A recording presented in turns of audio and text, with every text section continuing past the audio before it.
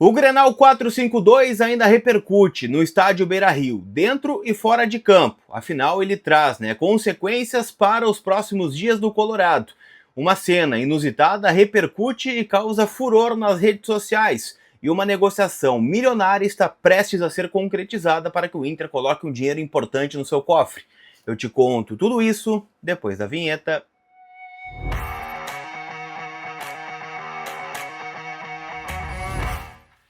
Tudo bem, gente? Vamos trocar uma ideia então, afinal eu quero atualizar as últimas informações do nosso Colorado, então já chega deixando o teu like, te inscrevendo aqui no canal, bora atualizar as últimas do Inter, domingão, pós-Grenal, um Grenal horroroso, né? Então, o lado bom é que ficou tudo 0-0, né? Ninguém se incomoda, mas o Inter perdeu, na minha concepção, uma grande oportunidade de deixar os caras numa situação muito mais desconfortável e principalmente o Inter resolveu um pouco mais a sua vida, dar um salto aí na tabela do Campeonato Brasileiro. Mas enfim, né, águas passadas não movem moinhos. Então a gente foca no próximo domingo, onde o Inter encara o Mirassol pelo Campeonato Brasileiro e esse jogo já tem alguma repercussão, né? Afinal, o Inter não terá para este duelo dois jogadores. O Inter perdeu ontem o Gabriel Mercado e o Bernabei. Ambos levaram o terceiro cartão amarelo e não ficam à disposição. Lembra que eles estavam pendurados lá ainda no jogo contra o Corinthians, o Vitor Gabriel acabou levando o cartão, ficou fora do Grenal e agora o Inter perde os dois jogadores de uma vez só para esse jogo contra o Lanterna do Campeonato Brasileiro, no próximo domingo, 11 horas da manhã. É o Mirassol que perdeu ontem para o Bahia, então vem de mais uma derrota. O Mirassol vai ter um compromisso no meio da semana pela Copa Libertadores da América, fora de casa também. Então é um time que está dividindo atenções. O Mirassol, que foi o grande destaque talvez do Brasileirão do ano passado, esse ano não consegue repetir, está afundado na lanterna do campeonato, o que traz, obviamente, uma obrigação do Inter de vencer esse jogo, até para melhorar o seu aproveitamento dentro do Beira-Rio. São 6 jogos desse Campeonato Brasileiro e apenas uma vitória contra a Chapecoense, 2 empates e 3 derrotas. O Inter é o segundo pior mandante e pode passar a ser o pior caso o Corinthians vença hoje o Palmeiras dentro da Neoquímica Arena pelo Campeonato Brasileiro. E, bom, a gente tem algumas boas notícias também. O Vitor Gabriel retorna de suspensão, então já vai jogar na vaga do Mercado. Félix Torres vai ser deslocado para o lado direito. Vitor Gabriel entra na esquerda e há uma tendência, pelo menos há um otimismo por parte do técnico Paulo Pesolano, de que o Matheus Bahia, que ficou de fora do jogo ontem por dores musculares, esteja à disposição da comissão técnica e aí facilita bastante a gente pensar nesse time. Do meio para frente, imagino que não teremos grandes surpresas, né? Por mais que o Alan Patrick esteja bastante contestado aí pelo torcedor nesse momento, não ter o Bernabei enfraquece um pouco as opções que o Inter tem do meio para frente para pensar um time sem o Alan Patrick. Daqui a pouco pode ser 2 centroavantes, Alejandro e Borré e sem o Alan Patrick, mas também a fase dos nossos atacantes não é inspiradora. Então a gente tem que achar soluções com eles em campo e o Pesolano vai ter a semana cheia de trabalho, a partir de segunda-feira, para começar a pensar nesse jogo do próximo domingo, tá? Então, Mercado e Bernabé estão fora e a gente fica de olho em quais serão os substitutos desses jogadores, tá bem? Antes da gente avançar nossa pauta e falar sobre duas questões bem importantes, eu quero te lembrar que esse conteúdo tem o apoio da KTO, kto.bet.br, minha parceira, minha casa de apostas. Como eu disse, hoje à noite tem Corinthians e Palmeiras, amanhã também tem rodada, tem Fla-Flu, no meio da semana tem Libertadores e daqui a pouquinho tá chegando a Copa do Mundo, e a Copa do Mundo é na KTO, com muitos jogos, a Copa do Mundo, 4 jogos por dia, muita fezinha, a gente deixa o jogo mais emocionante lá na KTO. Então sempre lembrando, joga com responsabilidade, uma casa proibida para menores de 18 anos, mas que é regularizada para operar aqui no Brasil, e eu recomendo, é minha parceira já de longa data, sempre apoia o meu conteúdo e eu, tô sempre com a KTO, kto.bet.br, tá certo? Vamos avançar, gente, falando sobre uma polêmica, que aconteceu ontem no estádio Beira-Rio. De novo, não é uma cena nova, já vem acontecendo aí em alguns jogos. Já tinha acontecido num outro Grenal, onde um torcedor mirim acabou pedindo a camisa do William.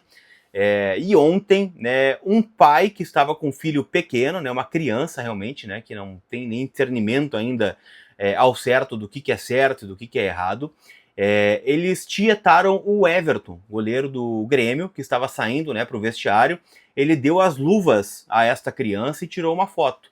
o que despertou, né, uma raiva em alguns torcedores que estavam ali naquele setor do coração do gigante, porque, né, alguns torcedores entendem que aquele não é um espaço adequado para tietar jogadores, né, adversários, ainda mais jogadores do Grêmio, né, que é o principal rival, né, do Internacional. Eu acho que é um tema muito delicado e muito sensível, gente. Eu acho que fala muito também sobre como os nossos jogadores tratam o torcedor. Então, daqui a pouco, se a gente visse com mais frequência os jogadores atendendo a torcida, não vivendo, né, nesta bolha que vivem muitas vezes, de serem escoltados por seguranças, não tendo muito contato com o torcedor. Ontem, na própria chegada do Inter ao estádio Beira-Rio, o ônibus entrou direto, né, ali na garagem, sendo que tinham muitos torcedores que viajaram muito tempo, né, para acompanhar o time, de vários lugares. Dei uma volta no pátio, conversei com alguns deles, e estavam lá para só dar um simples aceno, né, pro torcedor. Eles entraram direto, teve vaia, teve protesto contra o presidente, e aí, né, daqui a pouco o cara recebe uma atenção maior do adversário do que propriamente do teu time, fica complicado. Agora, eu também acho que ali não é lugar, né, para se tietar um jogador rival, né, então tem que ter um pouco de bom senso, mas nesse caso em especial era uma criança, né, gente, então é um assunto bem delicado, mas eu acho que o Inter tinha que pensar alguma alternativa.